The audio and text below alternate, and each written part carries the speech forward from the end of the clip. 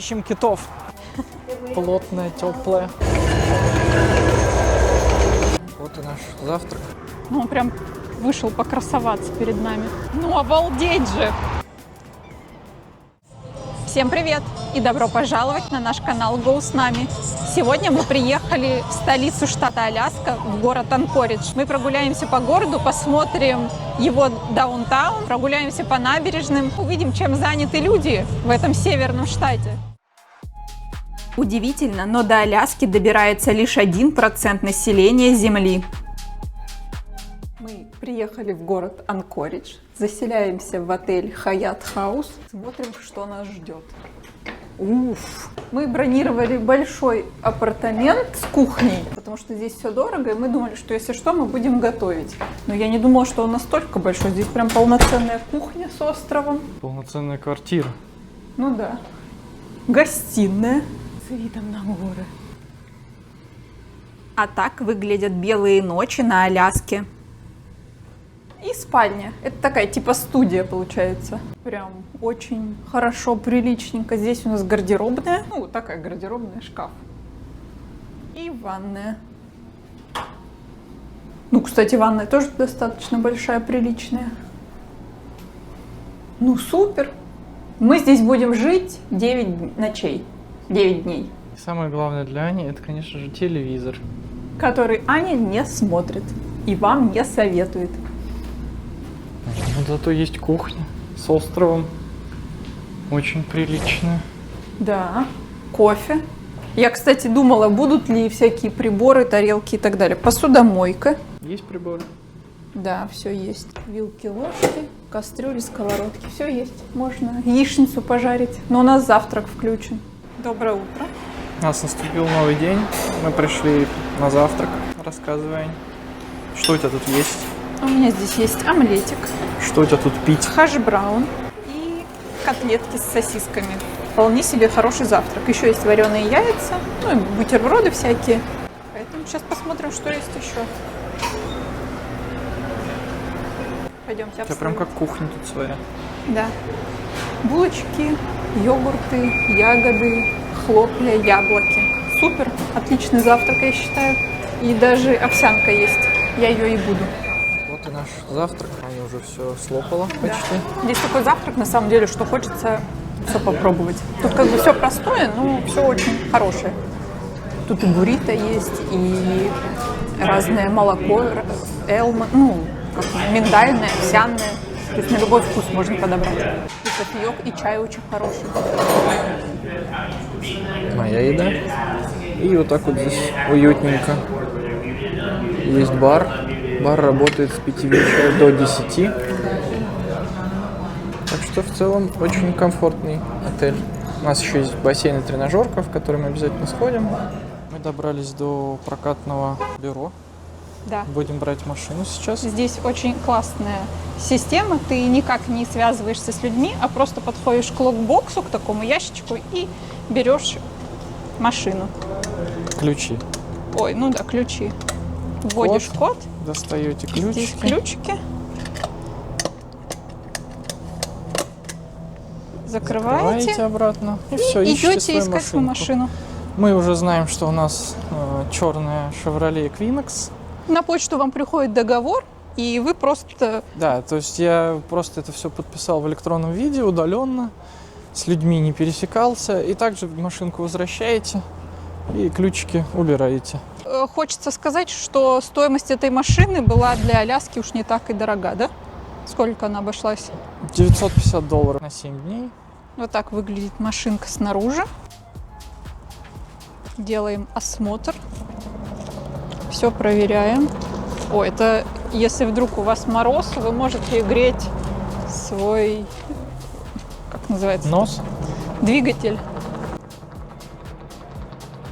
Осмотр машины мы провели, внешний, а внутри Вова уже сидит. Это старая модель, но новая машина. У нее пробег, сколько там, 11 тысяч километров. 12 тысяч миль. Ой, 12 тысяч миль, да. 15 тысяч километров. Тряпочные сиденья, но это нас не смущает. Мы аккуратные товарищи. Ну, комплектация самая простая.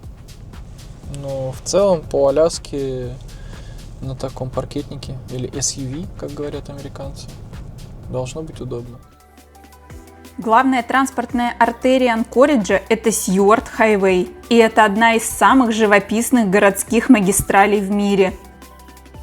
Это практичная дорога для повседневных поездок, которая плавно превращается в туристический аттракцион, стоит только выехать за городскую черту. Вот так у дороги мы остановились. Здесь мы едем прям вдоль каньона. Такой пятачок, парковка.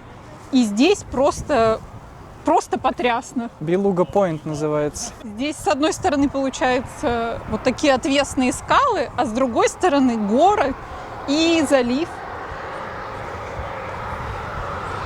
Здесь же проходит железная дорога.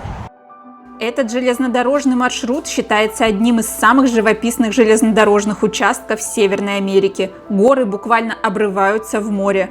Этот маршрут входит в топ-10 самых красивых поездов Северной Америки по версии National Geographic Traveler.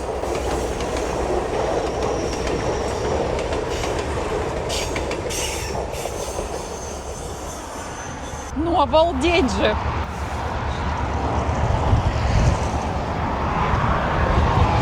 Ну, красота! Эта площадка не просто так называется Белуха Пойнт. Здесь можно увидеть белух, но это надо, конечно, выжидать. Неизвестно сколько. Но это очень интересно. Еще одна остановочка у нас прям вдоль дороги. Ищем китов, но пока их нет. Аня говорит, что они только на приливах, а сейчас отлив. Я Вове говорю, что я просто поражена масштабами этой природы. Огромные снежные горы. Еще так классно облака цепляются за вершины. Здесь все снежное. А мы едем вдоль супер зеленой горы. Такой махровой прям. За 45 минут от центра Анкориджа Мы приехали в очень прикольный природный парк, как зоопарк. Alaskan Wildlife Conservation Center называется. Здесь гуляют животные. За забором, правда, но можно увидеть медведей, канадскую рысь, орлов, волков, бизонов, лосей и много кого еще. Сейчас мы погуляем по этому парку, вам покажем. Выглядит все очень прикольно. Вокруг горы со снежными шапками. Очень много туристов. Прикольно здесь. обычно мы на выходе ходим в гифт-шоп, а тут мы сначала решили зайти.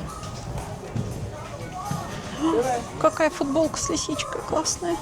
Ну, вот кофточка $75. Ну, нехило. Ну, хорошего качества. Вот свитшот тоже, сколько он стоит? 55. Прикольно, кстати, выглядит. Более легкий. То просто из более плотной ткани. Угу. Мне вот шапочка нужна очень сильно. Тебе идет. Можно с совой, Сова. можно с волком. Ой, смотри, орел какой. Шапка $35 стоит. Ну, в целом норм. Свечки соевые. Есть открытка с семенами цветов внутри. $4,50 стоит. Давай отправим. Хороший гифт-шоп. Симпатичный. Ну, как и обычно, в общем. Убежище дикой природы. Шкура какая висит, офигеть. Вот сюда приходит лось пить, наверное, воду. Сейчас он где-то гуляет. Бизония, шкура. Теплая. Плотная, теплая. Мистер Овцебык. Такая есть протоптанная дорожка к нему. Ну, такой он, конечно, грязненький.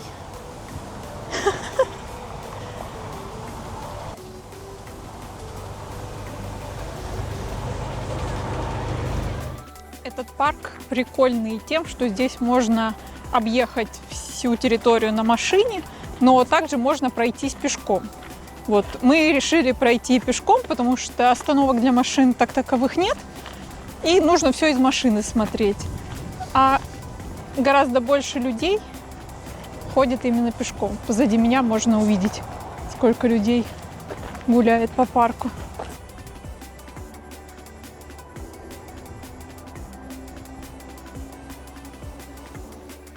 Здесь классное местечко, прям мост над дикой природой.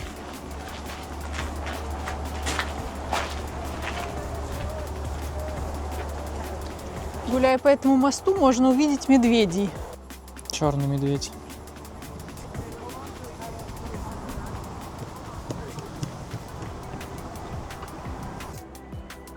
Ходит только по протоптанной дорожке. Сейчас как разгонится, перепрыгнет. Ну, он прям вышел покрасоваться перед нами.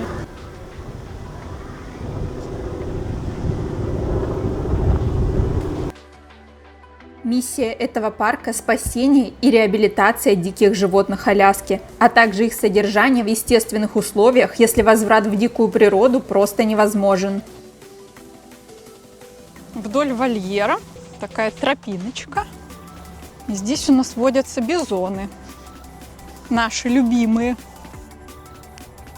Большое стадо здесь. И малыши водятся. В этом парке еще есть выход к воде. Но сейчас огромный отлив, поэтому воды нет, но возможность такая и есть. И вот сама территория парка. Ну, кажется большой, на самом деле она не такая уж и большая. И вот у нас залив.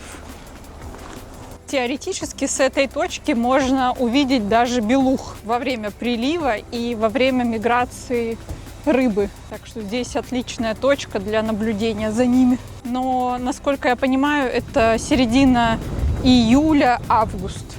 Такой сезон. Центр активно занимается реинтродукцией видов. Например, благодаря этому центру в Аляске снова появились бизоны вудландские, которых в регионе не было более 100 лет. Многие животные – это сироты или травмированные особи, которые не смогли бы выжить в дикой природе. А сейчас идем смотреть вот этого Bull Elk. Их два огромных. Внушительные ребята. Прям на рогах волосня. Такие замшевые рога получаются.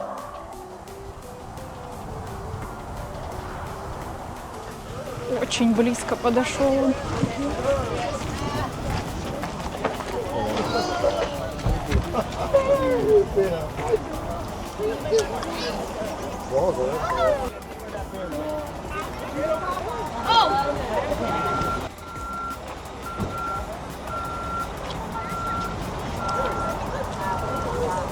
Вот он, овцы-бык вблизи. И вот тут второй пасется за деревом. А, два даже. Ух ты. Мы уже выезжаем, а тут медведь. Это гризли, наверное. Длинная шейка.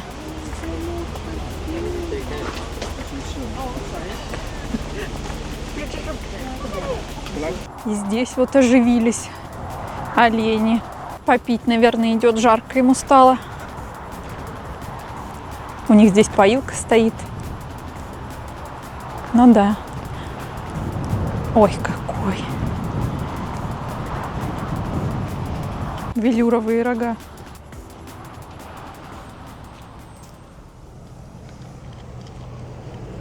Давай, рассказывай, куда приехали. Приехали на Аляска Tram Trail. Это такая гондола, которая поднимает вверх на гору, на вершину горы. Сейчас проедем, посмотрим, какие там виды откроются на Аляску.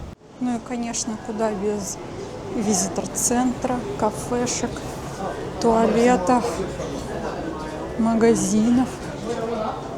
Вот так проходим. Такая большая кабинка. Сюда, по-моему, 20 человек помещается. Высота подъема около 700 метров от основания курорта до верхней станции на горе. Время в пути примерно 4 минуты. Отсюда открывается панорама на залив Тёрнегейн-Арм, ледники, горные пики Чугач и долину Гринвуда. В ясную погоду можно даже увидеть 7 разных ледников. Вышли мы с подвесной дороги, а тут ледник, гора, снег. Это называется Seven Glaciers, 7 ледников. И всего здесь 4 подъема, из которых летом работает один или два. Зимой по 4 подъемам можно подняться в горы и покататься на лыжах, на сноубордах. Красотишка! А это у нас залив Тернагейн. Я сбегаю от Вовы, он в меня снежками бросается. Бежит за мной, бежит. Вот эта парочка. Услышали, как снежок летит, такие: о, ты эту парочку напугал снежками своими. Соскучился по снегу? Да, я как-то особо почему не скучаю. Есть данность, есть снег, отлично. Есть флоридская жара, тоже замечательно. Я радуюсь всему, каждому прожитому дню. Это одно из немногих мест в Америке, где с вершины горы можно одновременно наблюдать морской залив и горные ледники. Отсюда расходятся несколько пешеходных маршрутов разной сложности, ведущие выше в горы к водопадам и еще более впечатляющим видам. Мы поднялись обратно к гондолам, а тут оказалась такая зона, здесь ресторанчик такой, бар и такое место для сидения. Вот с таким шикарным видом. А вот и очередная гондола поднимается. Захватывающие виды. Аляска Трэм – это must-see достопримечательность для любого туриста на Аляске. Он предлагает быстрый, легкий и невероятно живописный способ попасть в сердце гор Чугач и насладиться величием аляскинской природы с высоты птичьего полета. А также на верхней станции находится Seven Glacier ресторан, куда многие приезжают ради ужина с панорамным видом. Добраться до него можно только по канатной дороге. Проехав буквально 40 миль, мы снова вернулись в город Анкоридж. Мы вышли погулять по даунтауну города Анкоридж. Выглядит он очень миленько. Провинциальный городок. Как его назвать, даже не знаю. Самые высокие здания здесь – это отели. У нас время 6 вечера, но при этом солнце практически в зените. И Вова надо мной смеется, говорит: так оно здесь до 12 ночи светит.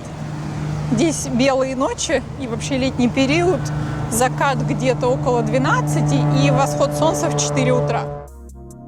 Площадь Анкориджа огромна, он занимает больше территории, чем Нью-Йорк или Лос-Анджелес. Намасте. Make it намасте day. Очень много людей занимается йогой. Среда. 6 вечера. Кто-то просто сидит, смотрит, кто-то занимается.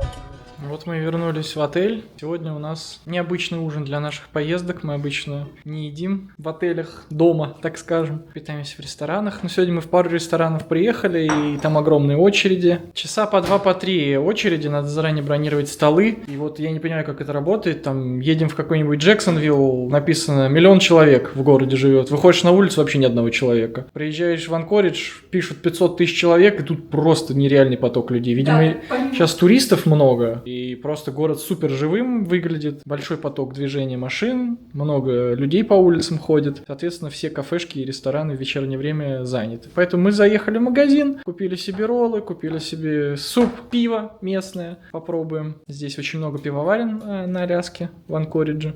Так что вот так.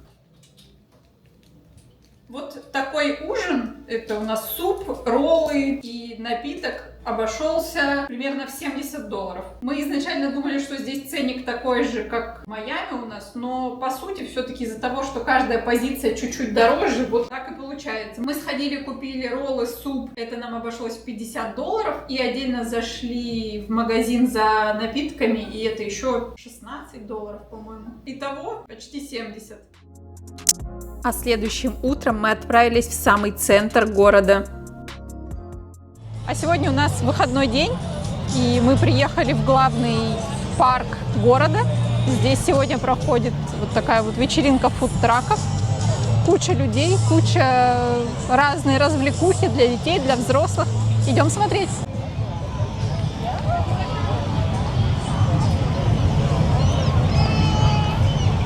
Выходной день в Анкоридже. В главном парке тут вот фудтраки сегодня. Веселуха, движуха. Что только не продают, что только не делают. Здесь вот даже на площади продают русскую еду.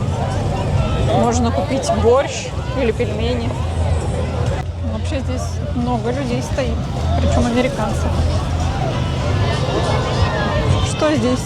Пельмени $15, пирожки $12, борщ 8. Проходим мимо городской мэрии. Такая она отремонтированная немного.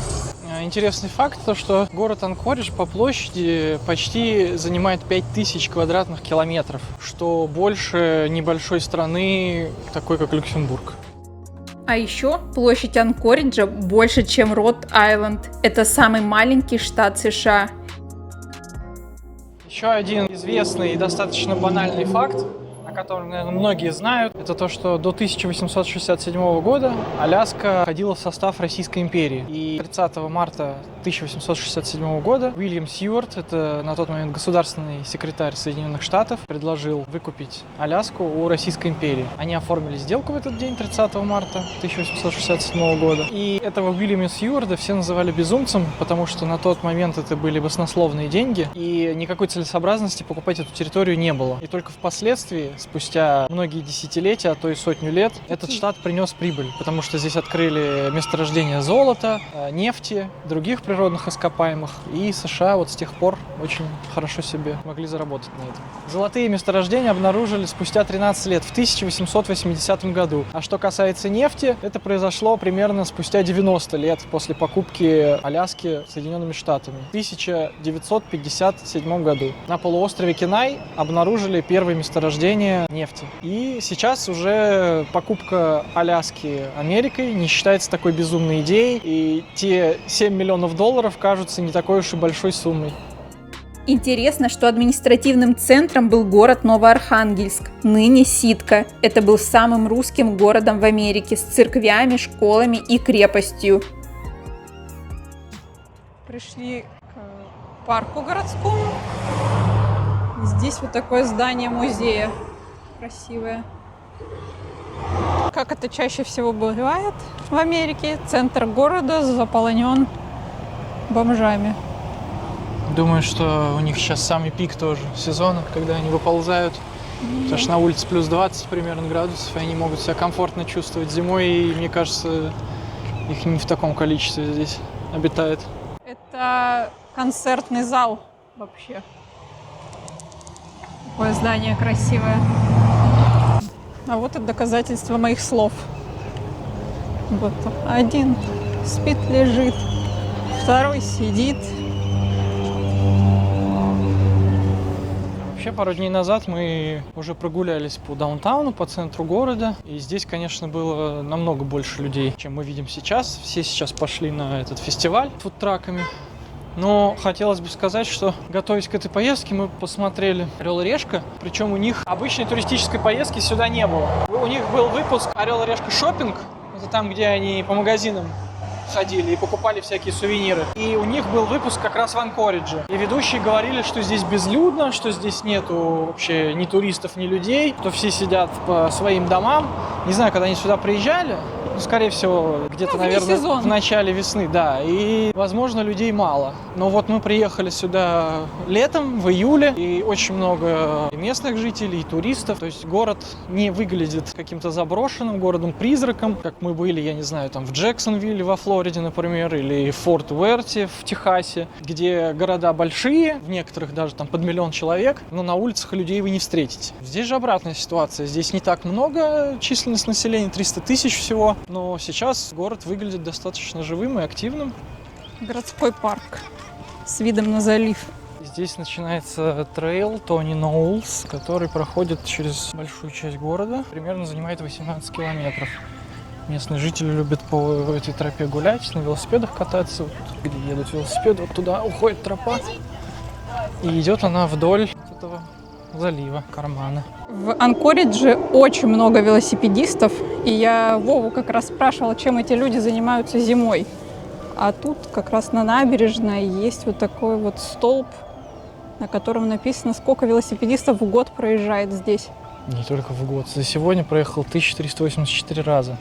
Ну, видимо, туда-сюда есть какой-то датчик стоит. В месяц 6400. Да. И за год 360 36 тысяч 400 человек практически. Ну, вообще за год вот 75 тысяч велосипедистов проезжает. Нет, Cyclist this year в этом году за полгода проехал 75 тысяч.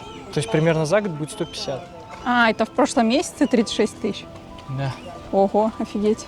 Как раз июнь начался. Да, все повылезали. То есть, всё. грубо говоря, они за 2 месяца накатывают Ну, то есть еще 75. за ближайшие 3 месяца они накатают столько же, сколько в июне. 100 тысяч. Короче, и так и будет за год там 150 плюс 180, может, тысяч. Да, обалдеть. Ну, здесь вообще очень активные люди. Вот даже здесь сейчас на лодке катаются.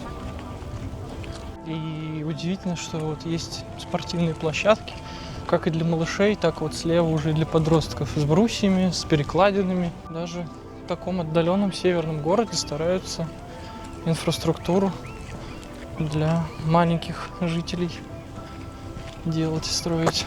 И все вот с таким видом.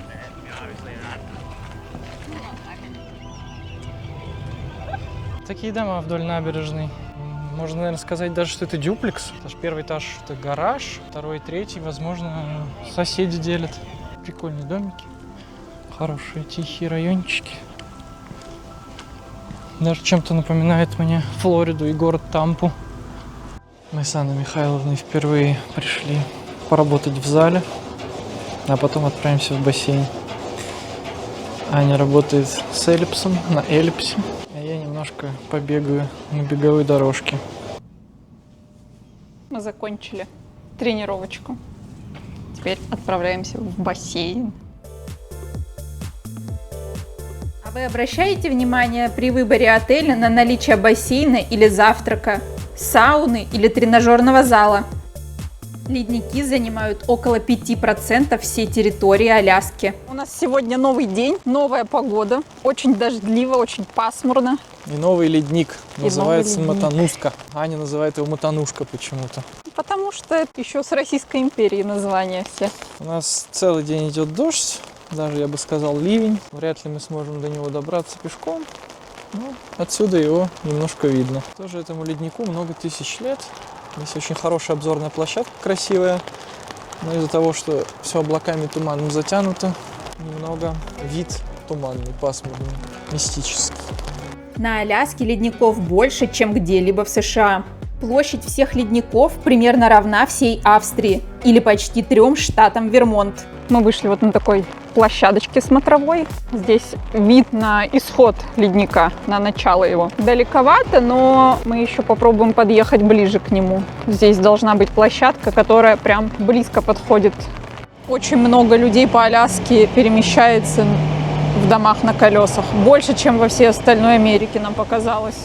Не удалось нам попасть на Матануска Глейшер. Первое, это погода нам помешала, сильный дождь, но это в меньшей степени. А в большей степени то, что мы на своей машине не можем ездить по грунтовым дорогам, мы должны только по шоссе ездить асфальтированным. И мы не стали спускаться по необустроенной дороге, потому что здесь стоит GPS, и в договоре написано, что они могут оштрафовать по $300 за каждый день, то, что мы арендуем. У нас там 7 или 8 дней, то есть они могут там больше $2000 нам штрафа накинуть.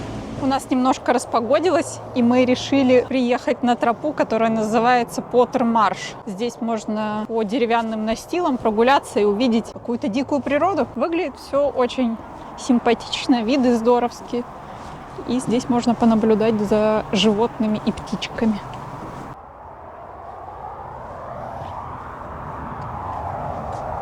Приятная тропа, не так ли? Да, и они здесь указывают на своих информационных стендах, что можно здесь и волков встретить, и лосей даже иногда, разные виды рыбы, птиц. То есть такая полянка, где вся фауна обитает. Но мы пока никого не видим. Утку я видела. Лось. А вот и лось, да. Yeah, смеш.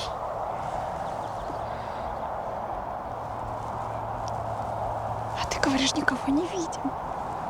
Мы сейчас вот здесь несколько минут уже ходим по этой тропинке и увидели уже 2 или 3 фотографов вот с такими объективами огромными. И я Вове говорю, что Аляска — это вообще рай для фотографов, потому что здесь все время меняется погода, все время меняется пейзаж, разные животные, птицы, и все это в таком доступе, что не надо высиживать неделями, чтобы кого-то сфоткать. Это очень здорово.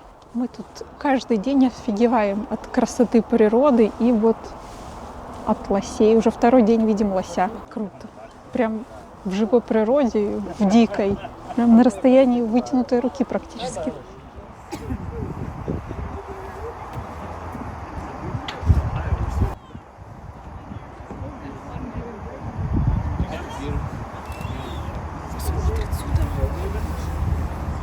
А тропа эта находится вот так, около главного шоссе штата.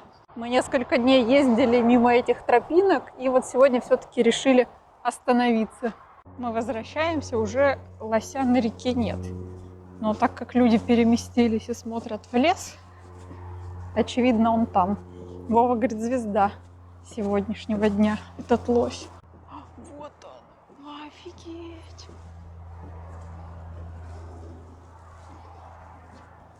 Так близко. Несмотря на дружелюбный вид, лоси могут быть очень агрессивными, особенно самки с телятами или самцы в брачный сезон. На Аляске ежегодно фиксируют больше инцидентов с лосями, чем с медведями. Все побежали за ним, а он на фейке в другую сторону. Все сюда сразу побежали. Мы решили вечерком пожарить гриль. Уже мы его запустили. Сейчас прогреется и будем жарить мяско. Очень удобно. Лобби отеля, мы здесь. Чайки орут. Мне кажется, чаек слышно больше, чем нас. У нас здесь такая вот зона, патио. И вот они, крикуни. Мне кажется, надо было ставить на середине. Тебе так не кажется? Вот такой у нас ужин получился. Картофельное пюре, стейки, гребешок, козий сыр. Не так дорого, между прочим. Если мы откинем все газировки, которые мы накупили, гребешки стоили там $5. 7. 7. Стейки стоили тоже 10. что-то, И картошка что-то 3. добавили. 2,80, что-то такое. Ну, то есть меньше $20. Сыр, 7. ну и по напитку, ладно, по $2. Ну, то есть до $30 на двоих. Вообще супер.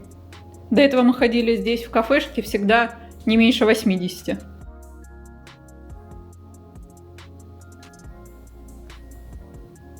В Анкоридже живут люди более чем из 100 этнических групп, включая коренные народы Аляски, алеутов, тлинкитов и юпиков. А еще интересно, что аэропорт Теда Стивенса входит в топ-5 грузовых аэропортов мира. Сюда садятся самые большие самолеты планеты. Мы решили в последний денек сходить в сувенирный магазин. Здесь это практически достопримечательности местные, потому что можно увидеть всякие уникальные, интересные штучки. Сейчас пойдем искать, смотреть. Медвежатки На входе прям встречают. обнимаются. Из резного дерева. Ой, сколько людей. Фига тут очереди. Очередь. Так смотри, футболки по $12 все. Сколько здесь всего? Ну, она качество такого, что она $2 должна стоить. Ну, надо посмотреть, что по ценнику. Вот, допустим, такие вот значки. Сколько он стоит? $5 всего. А мы где-то смотрели, стоил 9. Очень большой магазин. Несколько здесь подразделений, так скажем. Ой, сколько носочков. Медвежьих в основном. Вот такой столб стоит $3276. Белые медведи Вове понравились. Ну, какой здоровяк. Вот мы находимся в центре города. Информационный центр. Сувенирные магазины прям один на одном. Мы только что вышли из одного. А вот автобусы туристические, на которые очередь стоит. Да, обалдеть. Людей, конечно, капец. Медведь здоровенный у магазина.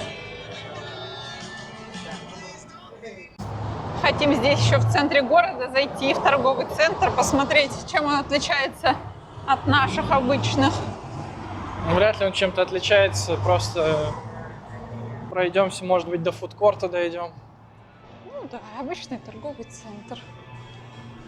Да, все люди в сувенирных магазинах. А здесь почти никого. Джесси Пенни, Lululemon. Но в целом выглядит хорошо, прилично. Почему нет? То есть большущий город. Из торгового центра есть переход на парковочку. Потому что здесь лютые зимы. И чтобы не морозиться, сразу заходим. Алиут стоит. Элефант. Это Аляскинский территориальный защитник. 1942-1947. Березоньки оберегают.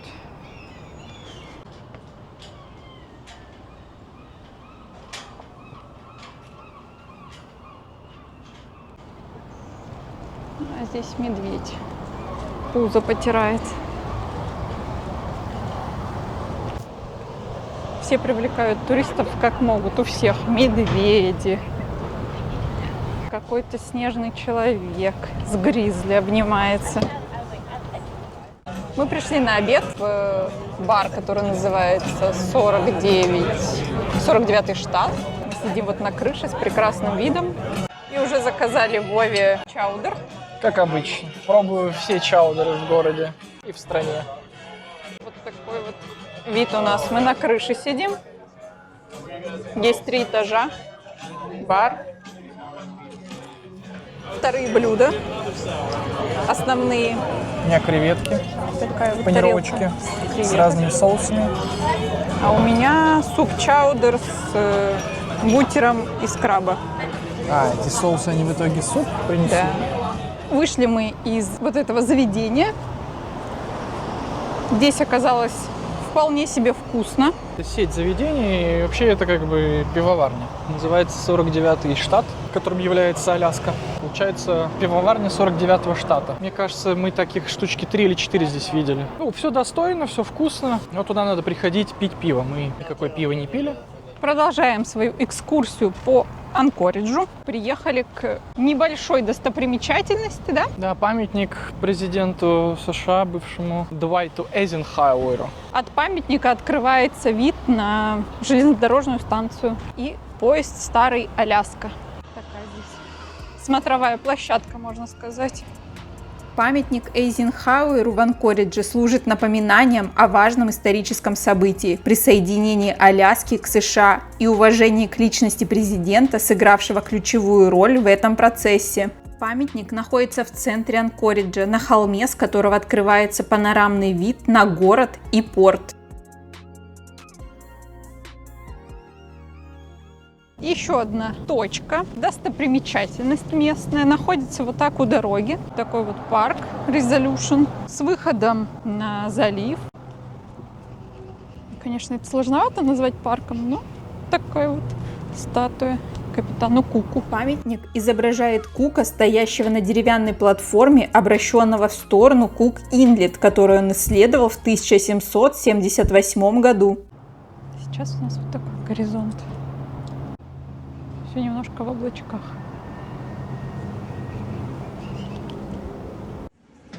А это местное мороженое Wild Scoops.